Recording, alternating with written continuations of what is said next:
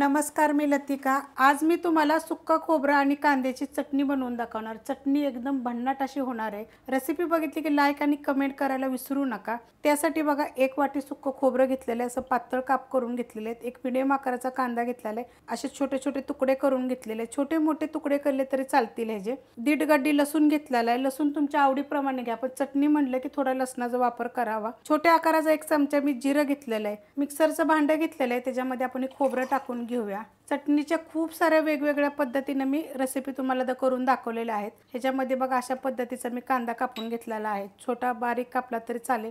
लसूण घेतलेला आहे बघा, हा लसूण थोडा जास्तच घ्यायचा। आणि हे जिरं घेतलेलं आहे। ह्याच्यामध्ये आपल्याला पाण्याचा वापर करायचा नाही जरा सुद्धा। आणि हे बारीक करून घ्यायचे। मिक्सरला बघा बारीक करून घेतलेलं आहे। कांदा आणि लसूण असल्यामुळे बघा अशा पद्धतीत बारीक होते। एकदम बारीक अशी आपल्याला पेस्ट करायची नाही, अशा पद्धतीत करायचे। कढई गरम करत ठेवलेली आहे, त्यामध्ये तेल टाकून घेऊया। 2 चमचे तेल टाकायचं आणि तेल चांगलं गरम होऊन देऊया। तेल गरम झालेलं आहे, त्याच्यामध्ये एकदम थोडंसं जिरं टाकायचं, कारण की जिरं आपण पहिलं पण वाटणामध्ये टाकलेलं आहे, त्यामुळे थोडंसं ह्याला करपून द्यायचं नाही, करपलं की ते कडू लागल।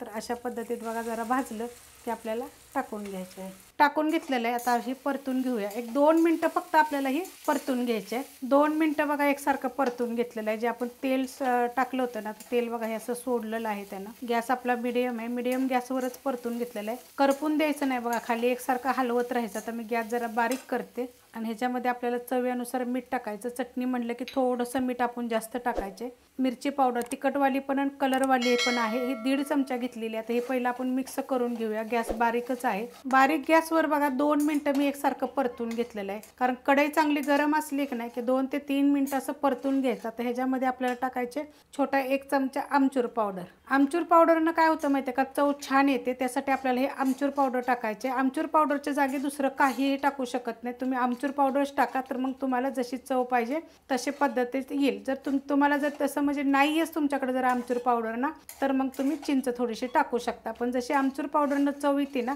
तशी एवढी चिंच नाही येणार नाही। आता ही पण आपल्याला बारीक गॅसवर 2 ते 3 मिनटं फक्त आपल्याला ही परतून घ्यायचे। बारीक गॅसवर बघा 2 ते 3 मिनटं परतून घेतलेले आहे। जर तुम्हाला अशी ओलसर पाहिजे असेल का नाही जास्त, तर तुम्ही त्याच्यामध्ये तेल अजून जरा जास्त टाकू शकता फोडणीमध्येच। हे असं नंतर वर्ण वगैरे टाकायचं नाही, तशी चांगली लागणार नाही। तर अशा पद्धतीची बघा झटपट अशी चटणी होते।